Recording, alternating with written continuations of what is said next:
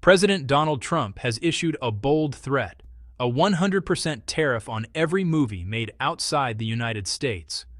In an early morning post, Trump accused other nations of taking candy from a baby, sparking chaos across both Hollywood and Canada. For decades, tariffs targeted things like steel, cars, or electronics, not culture. But now, for the first time, the core of American creativity is being pulled into a trade war. Movies aren't cars that cross a border.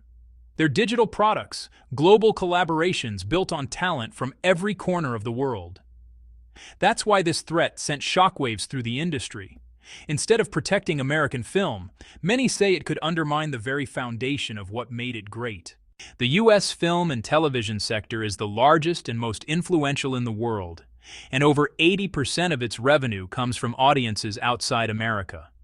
Hollywood became dominant precisely because its stories travel globally. Take White Lotus, for instance, a fully American show, produced and owned in the U.S., yet filmed in breathtaking locations overseas. Or Ice Road Truckers, which had to shoot in Canada because that's where the ice roads actually exist. Modern productions almost never stay entirely within U.S. borders. Post-production, editing, and visual effects are often outsourced to Canada, India, Vietnam, or South Korea, where costs are lower and technical expertise runs deep. If projects using those international services are suddenly labeled as foreign-made, the fallout could hit Hollywood itself hardest. Budgets will swell, schedules will stall, and thousands of skilled workers could lose opportunities. Even before a single tariff is enforced, the chill effect is real. Studios are already burning time on legal and financial worries instead of storytelling. A move sold as protecting American jobs might, in reality, hurt the very people it aims to defend. Meanwhile, across the border, Canadian leaders and unions are keeping a close watch. Canada's screen industry is a vital economic force, worth more than 12 billion Canadian dollars annually, with around 4.8 billion flowing directly from American productions. Ontario alone boasts a $3 billion film and TV sector. While the threat from Washington is serious, Canadian voices are focused on resilience. Long-standing tax incentives, training programs, and strong infrastructure continue to make Hollywood North an attractive destination for global projects. And Canada isn't without options. The country's entertainment industry maintains strong links with Europe, the UK, and major streaming platforms, ensuring Canadian talent and stories continue reaching global audiences, even if U.S. partnerships slow down. Rather than panic, Canada's message is clear: double down on domestic strength while keeping doors open to global partners. What's emerging now is a sharp contrast. In the United States, uncertainty ripples through the world's biggest creative export sector, one that relies on international sales for more than 4/5 of its income. Any retaliatory tariffs from Europe or Asia could slice directly into those profits. In Canada, however, governments and unions are preparing to adapt.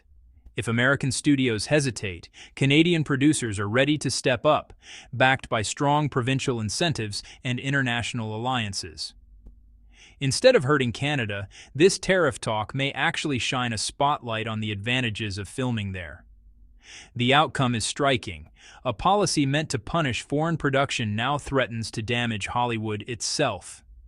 While Canada steadies its industry and looks outward, what was meant to project strength risks becoming another example of Trump's tariffs backfiring, leaving America weaker while its neighbor stands firm. The trade clash between Washington and Ottawa has been simmering for months. Back in February, after the White House rolled out emergency tariffs, Canada responded with broad countermeasures on a wide range of American goods. Then, earlier this month, Trump escalated again, raising tariffs on Canadian non-CUSMA goods to 35%. But instead of matching that aggression, Ottawa made a strategic pivot. Starting September 1st, Canada will lift counter-tariffs on CUSMA-compliant products while still protecting key sectors like steel, aluminum, and autos. This is not a retreat, it's a reset, one that keeps Canada aligned with trade rules while maintaining leverage where it counts most. Trade Minister Dominic LeBlanc described it as proof that Canada still holds plenty of cards. Electricity often goes unnoticed, but the data tells the story. In 2024, Canada exported nearly 35.7 terawatt-hours of electricity to the United States, worth about 3.1 billion Canadian dollars. U.S. imports in return were smaller, around 20.9 terawatt-hours, making Canada a clear net supplier of power across the border. Those flows aren't just about money. They light up nearly 1 million American homes, mostly in northern states, where Canadian hydropower remains the cheapest and cleanest option available. And this comes as U.S. electricity demand is expected to surge. Dominion Energy, which oversees part of the Mid-Atlantic grid, forecasts that demand could double within 15 years, driven by data centers and artificial intelligence infrastructure. In that context, the stability of cross-border electricity links becomes even more essential. Power isn't like oil. It can't be stored in barrels. It must move instantly, in real time. That means U.S. utilities depend on Canadian reliability every single day. No tariff can change that physics. For Trump, tariffs may be a weapon of pressure, but in the realm of electricity, Canada holds the steady hand on the switch. Meeting with the German Chancellor is just one of several high-level talks planned between Prime Minister Mark Carney and leaders in Germany, Poland, and Latvia. As the trade battle with the U.S. grinds on, Carney remains focused on diversifying Canada's trade, particularly by strengthening ties across Europe. Alongside its power exports, there's another arena where Canada's leverage runs deep: critical minerals. According to U.S. Energy Information Administration data, Canada supplied roughly 27% of America's uranium imports in 2023. At the same time, Washington cut off shipments from Russia, making Canadian uranium even more essential for U.S. nuclear power generation. But the story doesn't end there. Canada is also a leading producer of nickel, cobalt, and potash, key materials for electric vehicles, batteries, and agriculture. For Washington, the concern is obvious.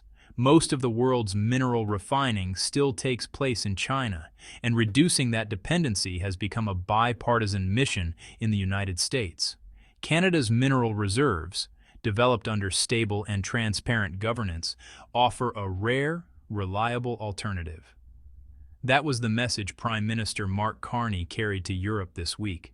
His meetings with German and Polish leaders and top corporate executives focused heavily on energy security and raw materials. Carney's pitch was simple yet powerful. Canada isn't just North America's safe supplier, it can be Europe's as well. If Ottawa succeeds in tightening those bonds, Washington could lose its privileged role as Canada's main customer.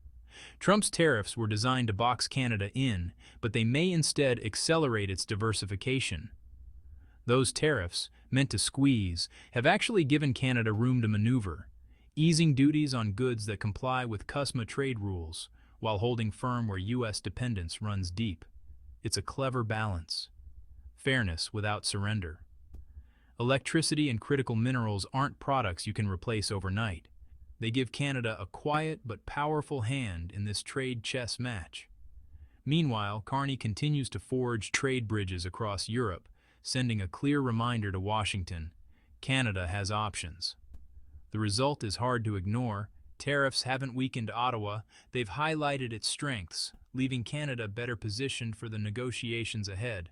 The headline tonight: Trump expands 50% steel and aluminum tariffs to cover 47 additional products. I've got a problem with that guy. He's signing all these papers. Cleveland Cliffs everything. Just slapping tariffs on everything from Canada. President Donald Trump has once again widened his trade offensive. The White House confirmed that tariffs of 50% on steel and aluminum now cover hundreds of additional products. What began as a policy targeting raw materials has now spread to car parts, refrigerators, baby strollers, even soda cans.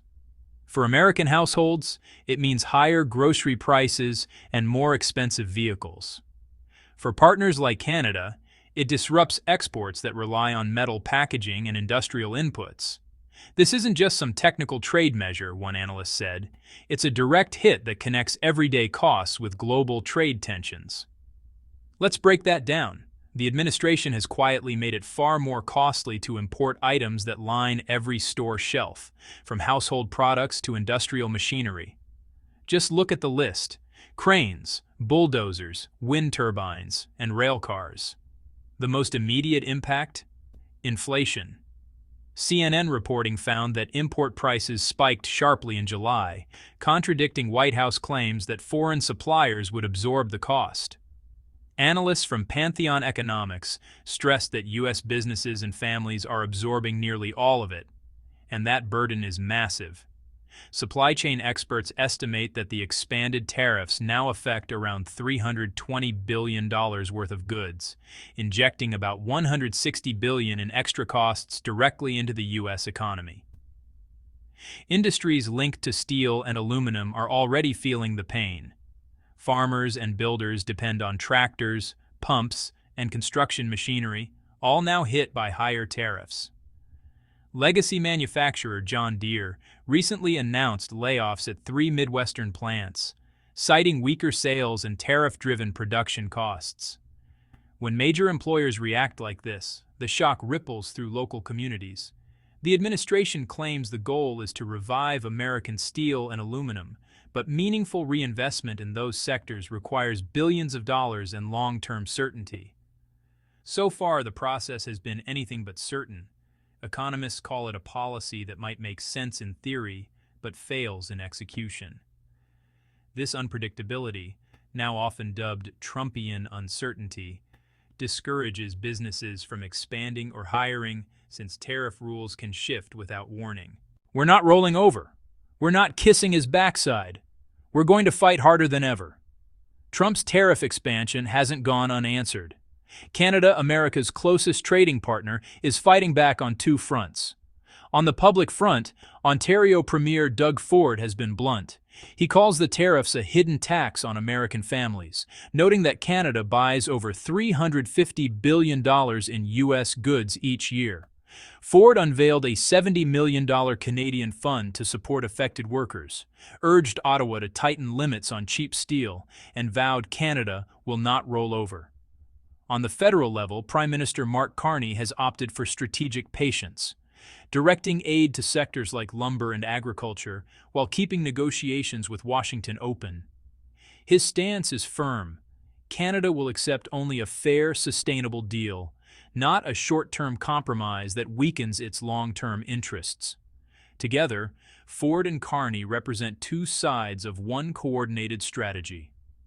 Across the provinces, unions, industries, and policymakers are uniting behind a single message: Canada will not be intimidated.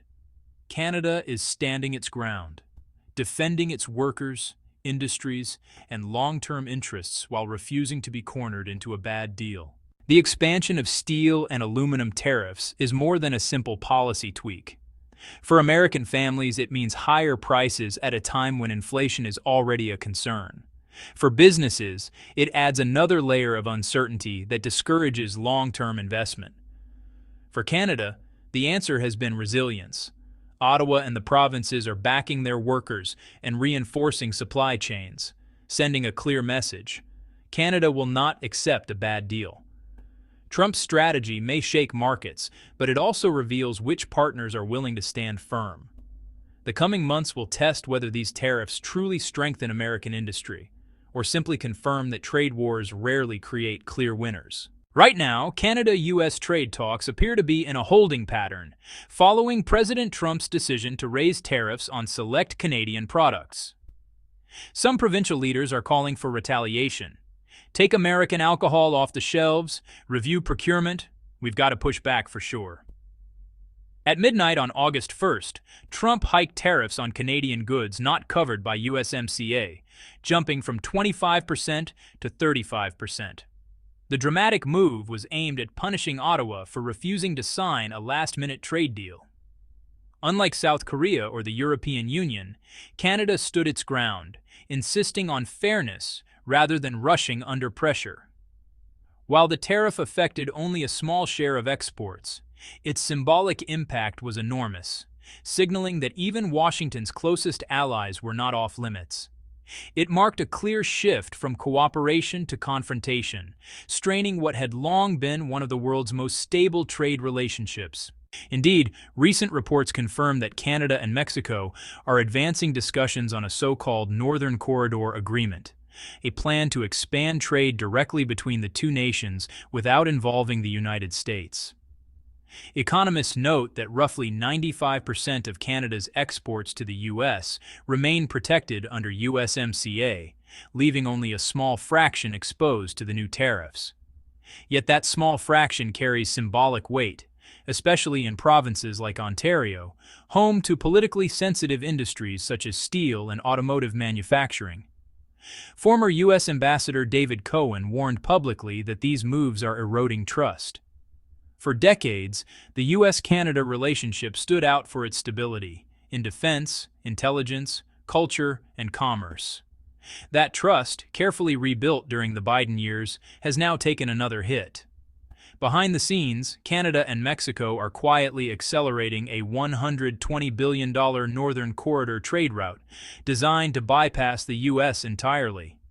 It's a subtle but unmistakable sign that some allies are preparing for a future with less American reliability. Trump's team points to a 3% GDP increase in the second quarter as evidence of economic strength. But economists, including those cited by Commerce Department briefings, explain that most of that rise was a temporary bounce driven by import slowdowns after businesses rushed to stockpile goods before tariff deadlines. Back in April, Trump boasted about 200 trade deals. By August 1st, the real number was closer to 8, and Canada wasn't one of them. Trump's approach projects strength, but with each new tariff that alienates key partners, the United States risks standing more isolated, cut off from the very allies it once depended on. Canada, meanwhile, isn't just holding the line, it's quietly walking away from the pressure and keeping its options open. This is 3 Daily News, bringing clarity to the world's changing trade landscape.